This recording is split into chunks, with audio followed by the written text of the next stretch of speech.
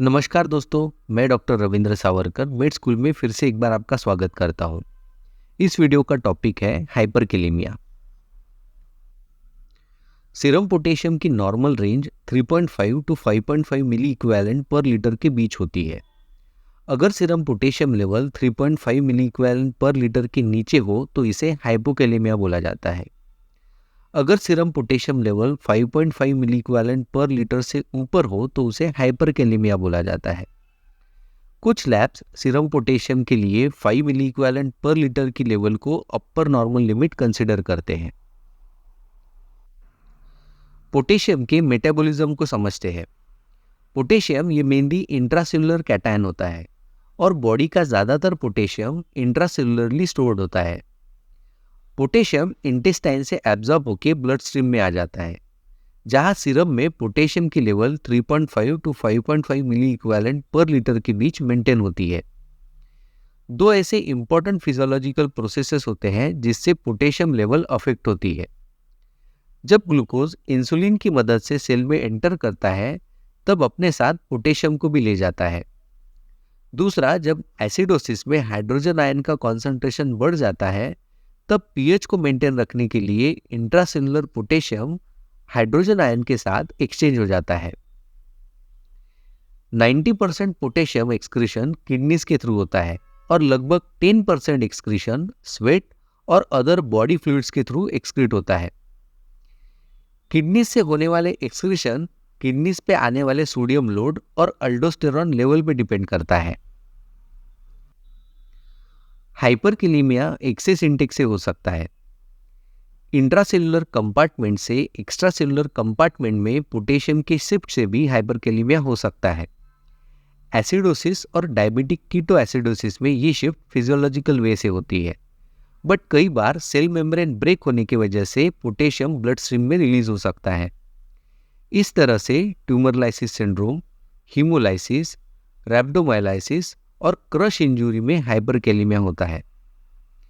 Kidney से potassium excretion कम होने से भी हाइपरकेलेमिया होता है, जो कि end stage renal disease, aldosterone deficiency, potassium sparing diuretics जैसे स्पारोनोलैक्टोन, अदर ड्रग जैसे एस इनहिबिटर जैसे एनालाप्रिल, एंजियोटेंसिन 2 रिसेप्टर ब्लॉकर जैसे टेलमिसार्टन, एनएसएआईडीज जैसे एसिक्लोफेनेक से हो सकता है।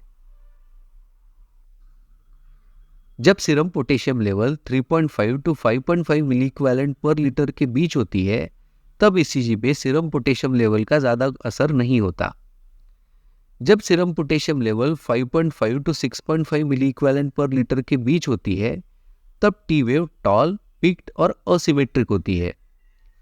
हाइपरकेलेमिया के टॉल टी वेव में पिक्यूलियरली असेंडिंग लिम्ब का स्लोप डिसेंडिंग लिम्ब के स्लोप से स्टीपर होता है, जबकि नॉर्मल टी वेव में डिसेंडिंग लिम्ब का स्लोप असेंडिंग लिम्ब के स्लोप से स्टीपर होता है। क्यूटी इंटरवल शॉर्ट हो जाता है। जब serum potassium level 6.5 to 8 milli equivalent per litre के बीच होती है तब टॉल असिमेट्रिक टी वेव के साथ पी वेव एम्पलीट्यूड डिमिनिश होने लगता है और some time P wave disappear भी हो जाती है। पीआर इंटरवल प्रोलॉन्ग होता है। क्यूआरएस कॉम्प्लेक्सेस भी वाइड हो जाते हैं। जब serum potassium level 8 milli equivalent per litre से ज़्यादा होती है तब पी वेव एब्सेंट होती है।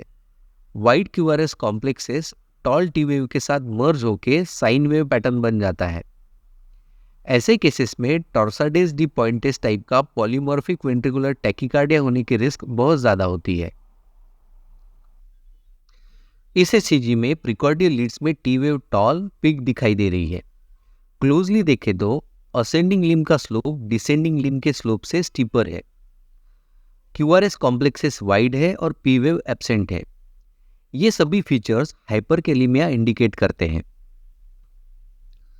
हाइपरकेलेमिया के वर्कअप के लिए सबसे पहले ईसीजी करना चाहिए ताकि अरिथमियास की रिस्क को जाना जा सके।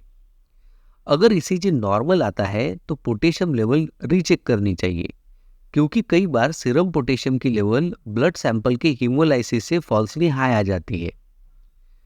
आगे कोई भी इन्वेस्टिगेशन करने से पहले एक्सेसिव पोटेशियम इंटेक और सीरम पोटेशियम लेवल बढ़ाने वाले ड्रग्स के इंटेक की हिस्ट्री को रूल आउट करना चाहिए। Blood glucose level diabetic ketoacidosis rule out करने के लिए करनी चाहिए। Arterial blood gas analysis acidosis rule out करने के लिए करना चाहिए। किडनी फंक्शन टेस्ट से एंड स्टेज रीनल डिजीज का पता चल सकता है। सीरम यूरिक एसिड और phosphorus level tumour lysis syndrome में बढ़े हुए मिलते हैं। क्रिएटिनिन फॉस्फोकाइनेज टोटल फ्रैक्शन की लेवल रैप्डोमाइलोसिस में बड़ी मिलती है। सीरम एलडीएच और हेप्टोग्लोबिन लेवल हीमोलाइसिस में बढ़ जाती है।